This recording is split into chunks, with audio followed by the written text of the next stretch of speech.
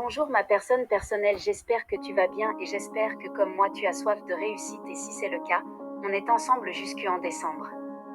Ma personne, si en ce moment tu es en train de regarder cette vidéo, ça veut très certainement dire que toi et moi, nous avons quelque chose en commun, donc ce que je t'invite à faire c'est premièrement de t'abonner, si ce n'est pas encore fait, et deuxièmement de cliquer sur la cloche de notification, ceci afin d'être informé de toutes les prochaines vidéos que je partagerai avec toi qui vont t'enrichir encore et encore.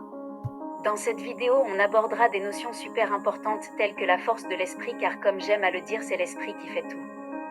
De lobbying et de foi, mais surtout de pouvoir du caractère. C'est l'esprit qui fait tout. Un temps pour ton esprit, one time for your mind. Allez, c'est parti.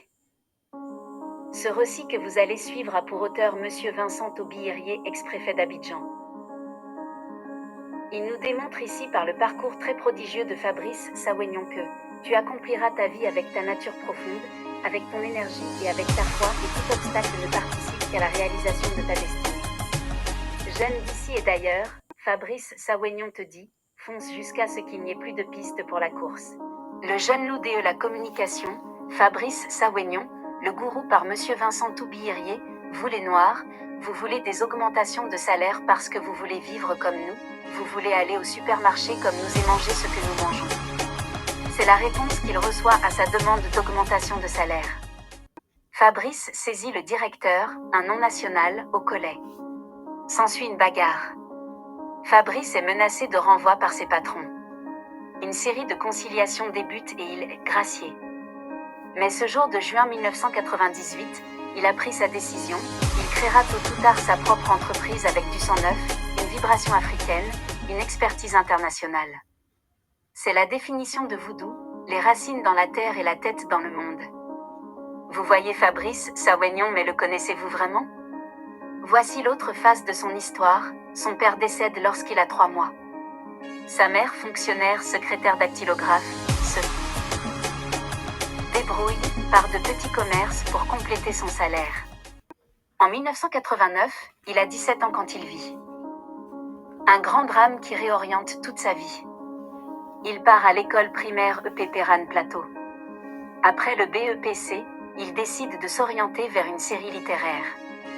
Mais sa mère lui suggère d'opter pour la seconde C, une branche qui ne lui sied pas vraiment. À l'époque, il faisait honte d'être en série littéraire. Un célèbre ministre de l'époque avait décrété que les élèves en série littéraire n'étaient pas utiles à la Côte d'Ivoire et les parents l'ont pris très au sérieux. Fabrice poursuit en première D. Mais il n'est pas doué pour cette branche.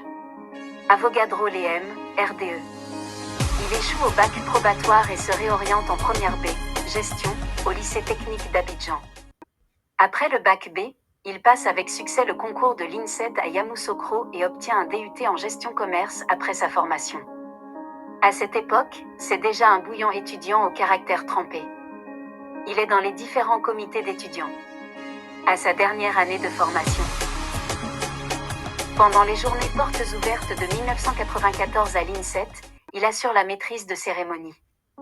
Il fait si bien cette animation qu'il se fait remarquer par un Français directeur de l'entreprise Jalafrique. Celui-ci l'invitait à un entretien d'embauche 2 jours après. 7 jours après avoir obtenu son DUT et être sorti de l'école, Fabrice est embauché comme commercial à Jalafrique avec un salaire de 180 000 francs CFA, environ 300 €, à l'époque, salaire relativement bon pour quelqu'un qui sort tout fraîchement de l'école. Il est administrateur de vente. Ce grand titre veut simplement dire qu'il vendait la peinture à l'usine.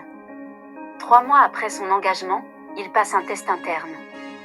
Il n'est pas le meilleur postulant, mais à la différence de son ami Kouakou, il possède un permis de conduire nécessaire au poste. Il obtient le poste et un véhicule de service. Il est responsable vente extérieure et supervise les zones de Cocody, Yopougon, à Bobo où il propose ses peintures aux quincailleries, aux commerçants et aux chantiers de construction.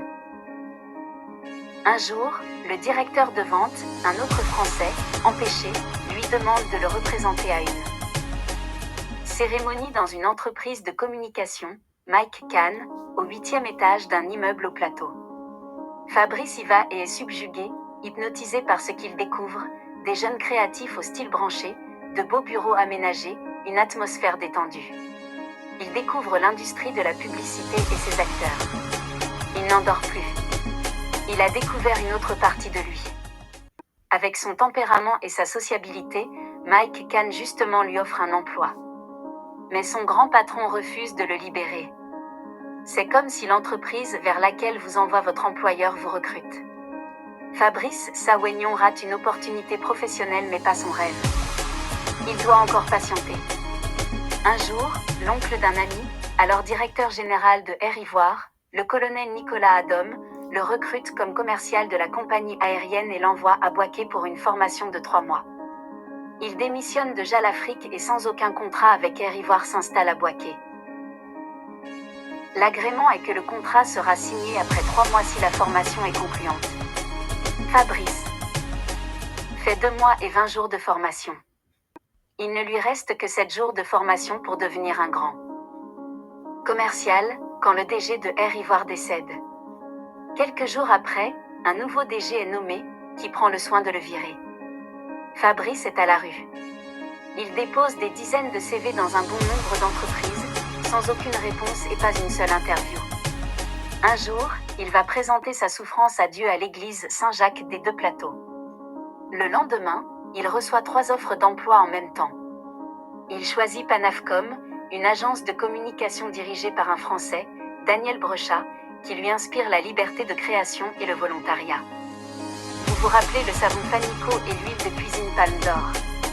C'est Fabrice qui est à la manœuvre pour la promotion. Après 2 années de travail ardu, il touche un salaire confortable de 450 000 francs. Mais un jour, par une imprudence, Fabrice apprend qu'un jeune stagiaire européen, sous sa responsabilité, touche 500 000 francs, soit plus que lui. Fabrice, on le connaît, ce n'est pas le genre de choses qu'il digère facilement. Il demande une augmentation, qui lui est refusée. Il décide de partir. Mais il ne commettra pas la même erreur qu'il y a 2 ans. Il lui faut attraper une autre branche ferme avant de lâcher celle sur laquelle il est. Il se met en quête d'emploi. Il rentre en pourparlers avec une Ivoirienne patronne d'une grande agence de communication, devenue ministre plus tard, mais il demande 100 000 francs de plus que son salaire actuel. Elle refuse. Il refuse le poste. Dans sa quête d'un nouvel emploi, il arrive dans une nouvelle agence de communication extrêmement rigoureuse. Il est fait chef de vente et directeur de clientèle pour 2 grandes marques de boissons gazeuses pour 17 pays d'Afrique. Il voyage et fait des connexions sur le continent. Mais dans cette nouvelle agence, quelques propos tenus par des employés non nationaux le rebutent. Lors d'un briefing d'équipe et de validation de la publicité d'un produit, l'un d'eux estimant que « tous les Noirs ne rêvant que de voir la neige, mettons beaucoup de neige dans cette pub ». Fabrice lui fait remarquer que cette remarque lui déplaît. Mais la pub passe. Fabrice est convaincu qu'il y a une toute autre façon de vendre des produits par une approche très locale et très africaine. En juin 1999, il démissionne, Voodoo Communication voit le jour. 6 mois plus tard, il y a un coup d'État en Côte d'Ivoire. Son business s'arrête, comme beaucoup d'autres à cette période. La reprise est lente. Pendant ses 6 ans à différentes fonctions, Fabrice s'est taillé un beau carnet d'adresses. Il obtient donc des clients sûrs. À l'époque, il est une des rares entreprises ivoiriennes dans le milieu et cela ne le dessert pas. Pour rendre son activité dynamique, il poursuit l'expansion verticale par le rayon d'activité et horizontale par le nombre de produits. Ce faisant, il se risque au marketing politique au Gabon avec feu le président Omar Bongo. Cette approche lui réussit et il la poursuit dans certains pays. L'expérience prend bien. Il aimerait la réaliser aussi en Côte d'Ivoire en pleine crise militaro-politique. Il connaît déjà Petit Amadou, l'enseignant à Koumassi de son frère Guy. Petit Amadou Koulibaly, aujourd'hui ministre de la Communication, le rapproche de Masser Touré Koné, aujourd'hui secrétaire générale adjointe de la présidence de la République. À l'époque, elle est revenue de Paris et s'occupe de la communication du président du RDR, M. Alassane Ouattara. En 2008, les 2 personnes citées informent Fabrice Sawagnon que M. Alassane Ouattara souhaite organiser un appel d'offres pour sélectionner l'entreprise qui s'occupera de la communication du parti. Fabrice est déjà bien établi, a désormais la cote. Il estime que l'appel d'offres n'est pas nécessaire pour un parti politique dans une période de troubles politiques et d'incertitudes sécuritaires, puisqu'il pense avoir les capacités d'assurer. Masser Touré Koné et Amadou Koulibaly lui signifient que c'est la règle établie par leur patron et qu'il n'y a pas d'autre alternative. Fabrice est alors réticent à y participer. Ahmed Bakayoko l'appelle au téléphone et l'encourage à compétir. Les 7 entreprises qui soumissionnent sont donc invitées au bureau de M. Alassane Ouattara pour présenter leurs offres. Fabrice s'amène dans un jean déchiré comme il les aimait. Quand il rentre dans la salle d'interview, il voit 20 aux responsables du RDR autour d'une grande table. Rectangle. Parmi eux, Alassane Ouattara lui-même et son épouse. C'est la première fois qu'il rencontre le président. Pendant la présentation, Fabrice est direct, donne des réponses peu diplomatiques et essaie de convaincre en dépeignant par réalisme le terrain politique du moment. Le lendemain de ce grand jury, M. Alassane Ouattara l'invite à une rencontre en tête-à-tête à son bureau, le félicite pour son franc-parler et l'informe que c'est lui qui a été choisi, suite à l'analyse des différentes offres par l'équipe technique mise en place à cet effet. Depuis lors, Fabrice est resté dans la proximité de celui qui est devenu 2 ans plus tard le président de la République de Côte d'Ivoire. Fabrice poursuit ses activités de marketing politique dans 6 autres pays. Et ce succès lui ouvre grandes des portes et des niveaux d'influence. Il fréquente les Eyadema, Amadou Toumani Touré, Ibrahim Boubacar Keïta, Kérékou, Zinsou. Il fait des études pour Georges Weah, Idrissa Seck, Soumaïla Cissé. Il rencontre Emmanuel Macron, Boris Johnson, Angela Merkel et de grands patrons français tels que Nicolas de Taverneau, Gattaz, Stéphane Richard. De par ses activités culturelles, il rencontre aussi des stars mondiales Kim Kardashian, 50 Cent, Rick Ross, Akon, les acteurs de cinéma Kevin Hart T1, Jimmy Hounsou et les footballeurs étrangers David Beckham, Kylian Mbappé, etc. Chaque rencontre est l'opportunité de s'élever davantage et d'apprendre. Aujourd'hui, le groupe Voodoo Communication a 22 ans d'existence, 700 employés permanents dans 7 pays d'Afrique ainsi que des contrats temporaires dans une dizaine de pays. Sur le plan social, Fabrice anime des conférences, initie des caravanes de motivation, offre des bourses et des stages, initie un programme de première expérience pour les jeunes sortant de l'école. Il monte d'un cran dans ses activités, investit dans l'audiovisuel et l'hôtellerie.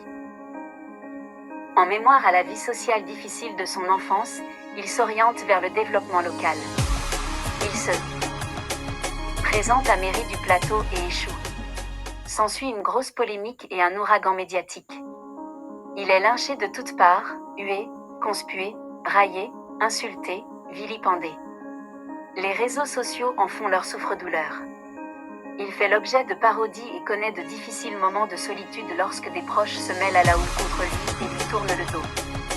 Il souffre également que sa mère soit accusée et livrée à la vindicte populaire. Ça, il ne le digère pas. Fabrice s'isole en lui-même et redécouvre que la célébrité ne fait pas que des amis. Pendant des mois, il reste discret et rare. Fabrice tire des leçons, revient au-devant de la scène par un autre niveau d'engagement professionnel. Les flèches continuent de siffler à côté de ses oreilles et au-dessus de sa tête. Mais Fabrice poursuit sa marche la tête haute. Le petit étudiant, orphelin, mal orienté, qui n'a obtenu qu'un DUT comme tout diplôme. Contestataire, multirécidiviste démissionnaire, est devenu grand, à la tête de Voodoo Communication, considérée comme la plus grande agence de communication ivoirienne et l'une des plus influentes de la sous-région. Voici un modèle de vie et de combat pour la jeunesse ivoirienne. Fabrice Sawénion, un modèle et un exemple en Côte d'Ivoire et en Afrique. Moralité, tu accompliras ta vie avec ta nature profonde, avec ton énergie et avec ta foi et tout obstacle ne participe qu'à la réalisation de ta destinée. Jeune, Fabrice Sawénion te dit, fonce jusqu'à ce qu'il n'y ait plus de piste pour la course.